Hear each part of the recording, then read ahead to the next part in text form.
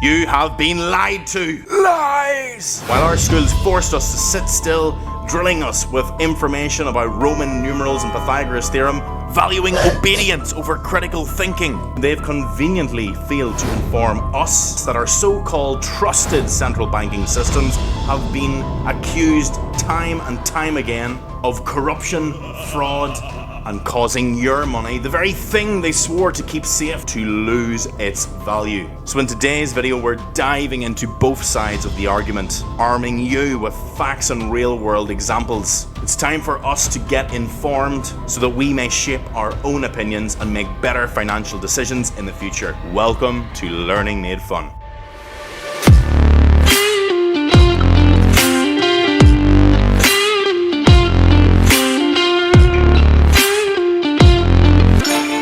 What's up guys, it's me Mr. Bradley and you're tuning in to Learning Made Fun. In today's video we're weighing up the pros and the cons of the central banking system and touching upon the subject of cryptocurrencies. Remember that in this cryptocurrency series we have free resources available with every virtual lesson and they can be downloaded from our Teacher Pay Teacher website in the link in the description. Wow. And a reminder, if you'd like to support us, you can sign up to our Patreon to bring us one step closer to delivering free educational YouTube videos to you full time. Now get ready to do the starter questions on your screen right now.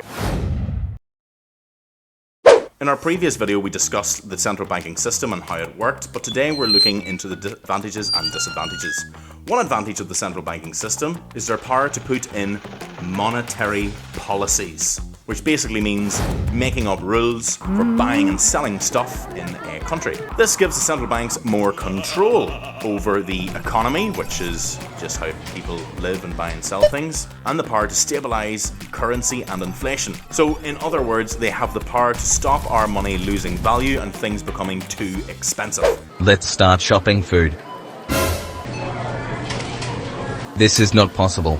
How is toilet paper $730? This is especially useful in an economic crisis or a money emergency. What do I do? We need help from the boss. That's what happened. We need help. Using funny money.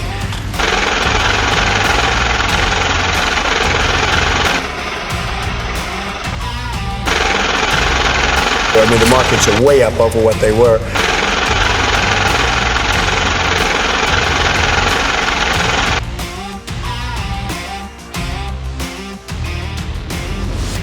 For example, in 2012, the European central banks helped countries like Greece, Portugal, and Ireland, that were struggling with money by putting in monetary policies, also known as rules for money. Another advantage of the central banks are they can offer customer service and support when you need it.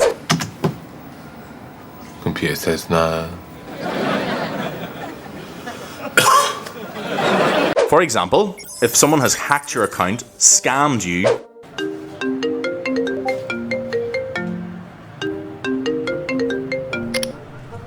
Hello, I am calling from Microsoft Corporation.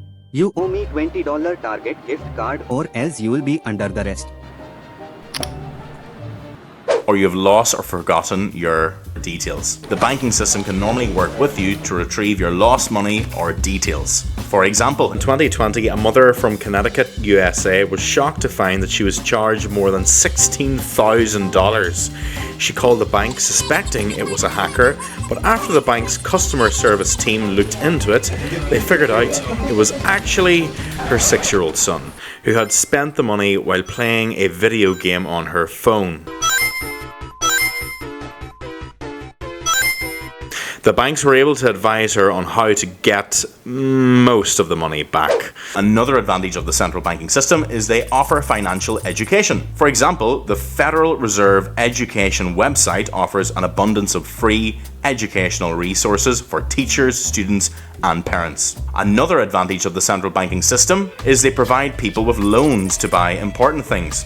For example, people can apply for a mortgage to buy a house, or an auto loan to buy a car. So it would seem that there are in fact plenty of advantages with the central banking system. So what exactly is the problem? Well, here are the disadvantages. As I said earlier, one of the advantages of the central banking system is they can help us in times of economic crisis or in other words, money emergencies. But there's been plenty of times where the central banks caused this economic crisis in the first place. For example, in 2008, during the global financial crisis, the central banks helped to fix the problem, but it was them who caused the problem in the first place by giving out too many loans to people to buy houses who couldn't afford to pay it back. Hello, my good man. Hey, what may I do for you? We want to take out a hefty loan.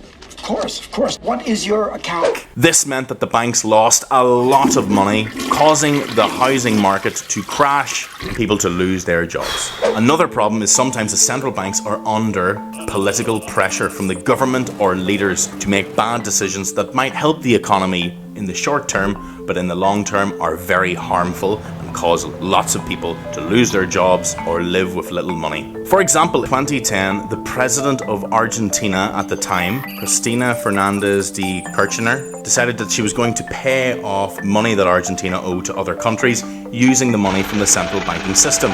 Of course, this was met with opposition. Some of the leaders of the central banks thought that this was a bad idea, so she just replaced them with people who agreed with what she wanted to do, paid the money, and in the short term things seemed to get better and that she was doing a good job, and then the country began to go into inflation, causing money to become pretty much worthless and everyone to be in hardship. This is what we call hyperinflation, and today Argentina is still feeling the effects.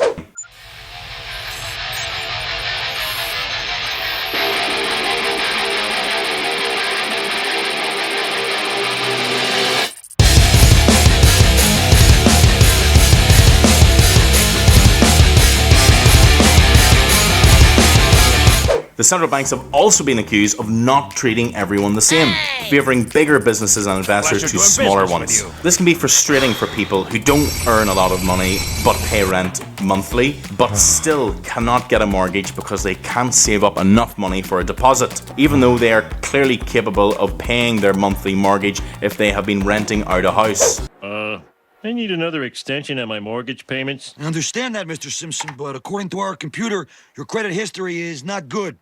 It says here that you've been pre-declined for every major credit card. It also says that you once grabbed a dog by the hind legs and pushed him around like a vacuum cleaner. That was in the 3rd grade. Well, it all goes on your permanent record. I'm sorry, but if you don't come up with that money by tomorrow, the bank is going to take your house. This also became very evident during the 2020 COVID pandemic, where lots of banks put in schemes that helped out bigger businesses and investors over smaller ones, and as a result, a lot of small business owners lost their jobs. Another problem with the central banking system are the banks themselves can sometimes be corrupt or involved in schemes that steal people's money. For example, in 2015, it was revealed that the former Prime Minister of Malaysia, Najib Razak, had stolen over 2.67 billion from the country using a scandalous scheme known as the 1MDB scandal, in which the banks, whether they were aware or unaware, were most certainly involved. As things like this happen again and again and people become more informed in a digital world, trust in the central banking systems has begun to crumble. That is why in recent years, cryptocurrencies such as Bitcoin eliminate the need for a central banking system and instead use a decentralized network known as a blockchain. But they too come with their own set of challenges, such as risk and volatility. More on those in a future video. In conclusion, our central banks have both pros and cons, but hopefully understanding both sides will help you make better financial decisions in the future. And so we've come to the end of our video on the central banking system, but before we end, we'd love to know your thoughts. Do you still trust and have a belief in the central banking systems, or do you think it's time for a change? Leave your opinions in the comments below. Come to the end of our video, why not head over to our Teachers Pay Teacher website, where you will find the Cash Clash debate template that goes along with this video, completely free of charge. Thank you so much to We.One, also known as Marcus Pash, and Crown Pointy Chroma for your comments in our previous videos. They actually do help us out a lot and we appreciate them.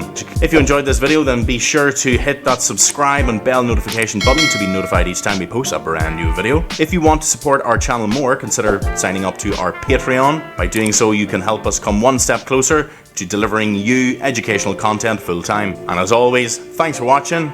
See you next time.